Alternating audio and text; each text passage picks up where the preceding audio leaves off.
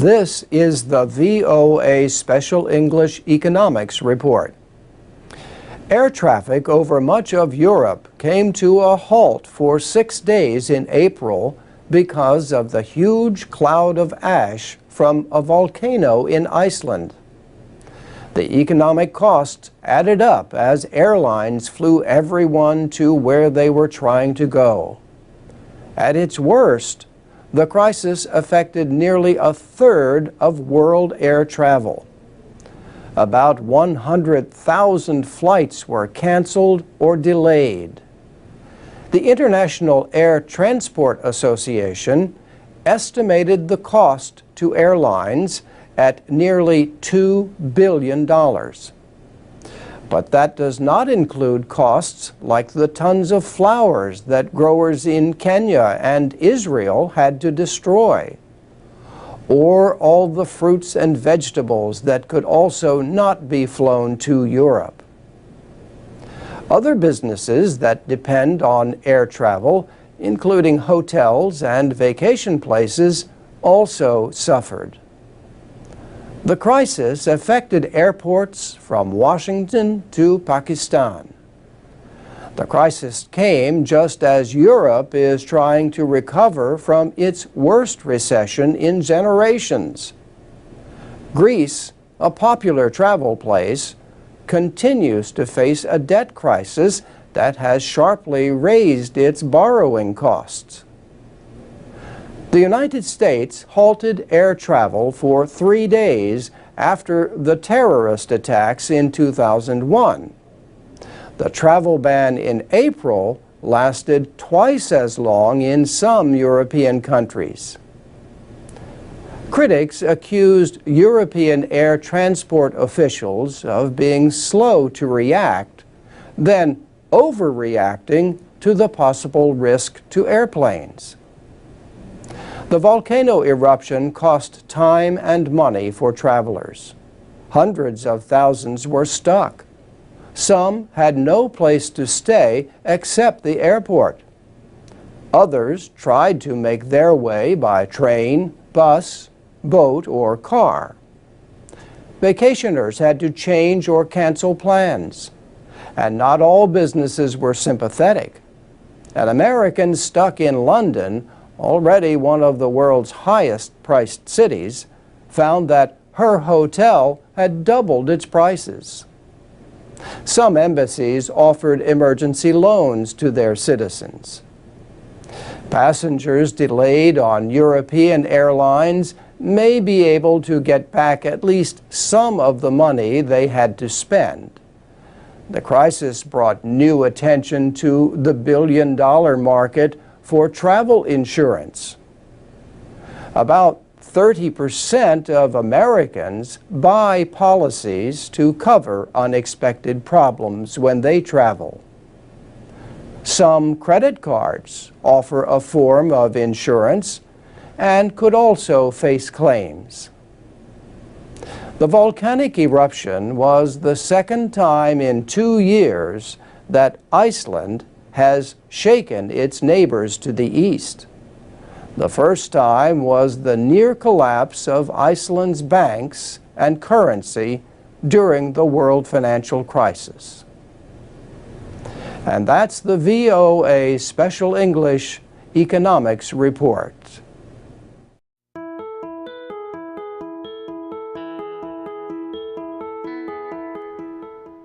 From VOA Learning English, this is the Economics Report. Ghana arrested more than 100 Chinese nationals in June. They were accused of illegally mining gold.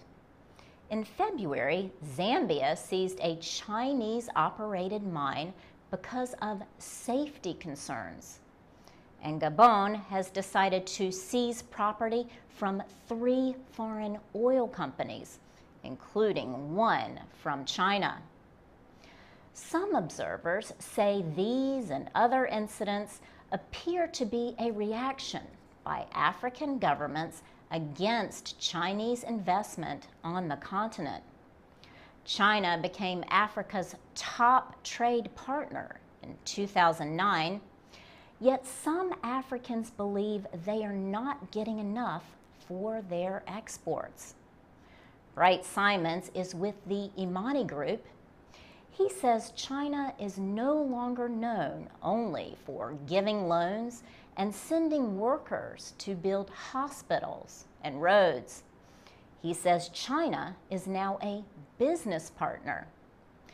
Ghana has taken steps against foreigners involved in shallow mining for gold. Only Ghanaians can get government approval for this kind of mining. Bright Simons says some Ghanaians rent the permits to foreigners who have the money and training to actually mine the gold. Observers say nations like Niger and Gabon want to get more for their natural resources. They want more money, more local jobs, and better living conditions. Worldwide demand for oil, coal, iron ore, and uranium has made their negotiating position stronger. Some nations are also concerned about abusive or illegal operations. In Gabon, the government says it is planning not to extend operating permits to 3 companies, including Addax, which is part of China's Sinopec. Many experts believe the partnership between China and Africa will continue to grow, but now perhaps on more equal terms. For VOA Learning English, I'm Laurel Bowman.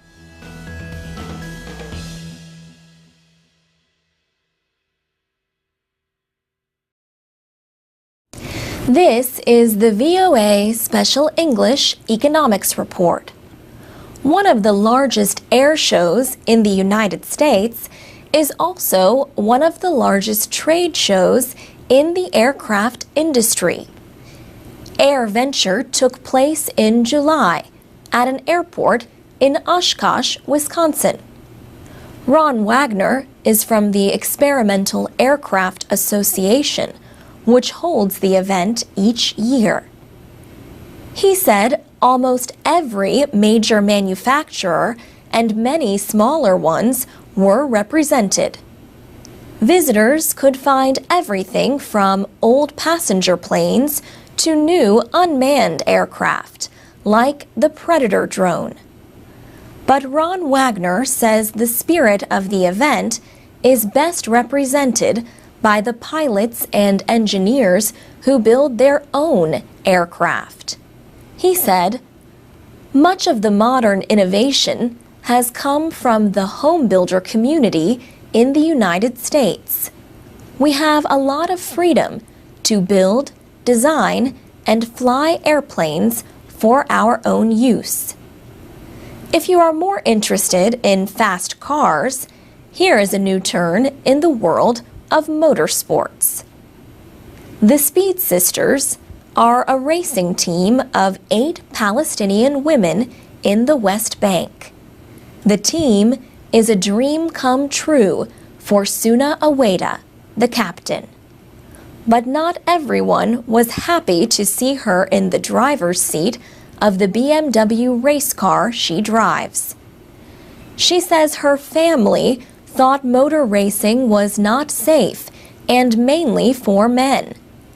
But she says there is no sport that is especially for men or especially for women.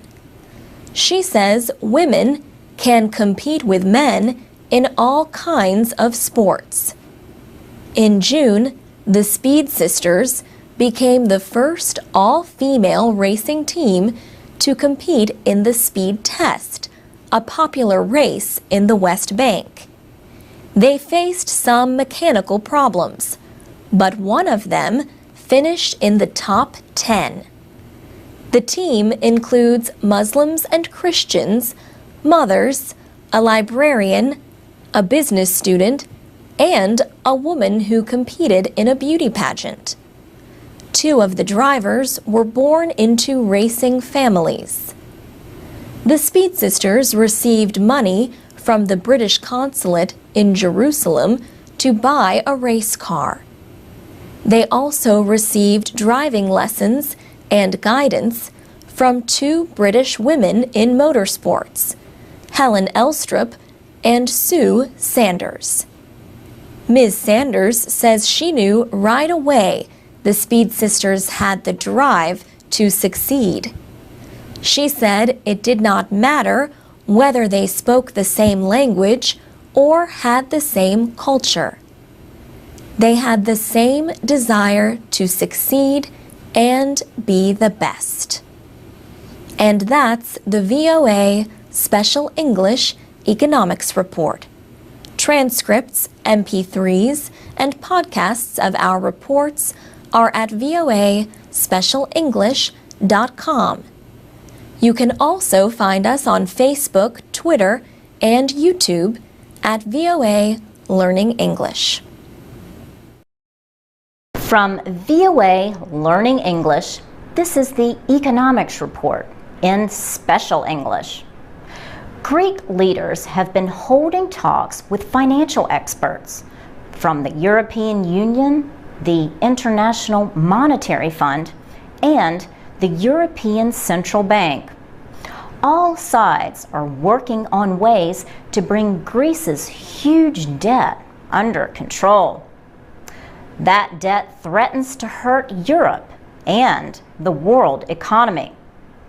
In 2011, the Greek government decided to close 50 state agencies to save money.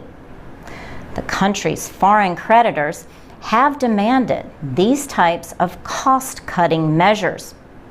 But this process has been a struggle.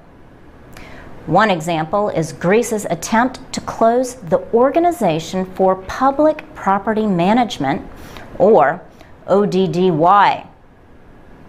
ODDY ran centers around the country that sold off different kinds of goods, from furniture to cars. At a center in Athens, cars of almost every model can be found. They may have been seized from drug dealers or taken from people who could not pay their bills. And there are lots of other goods: furniture, large appliances, buses, motorcycles, even gambling machines. ODDY used to sell them all. Now, that part of the agency has been closed, and the weather is ruining many of these goods. Officially, Greece closed ODDY, but employees and government officials say they really restructured it.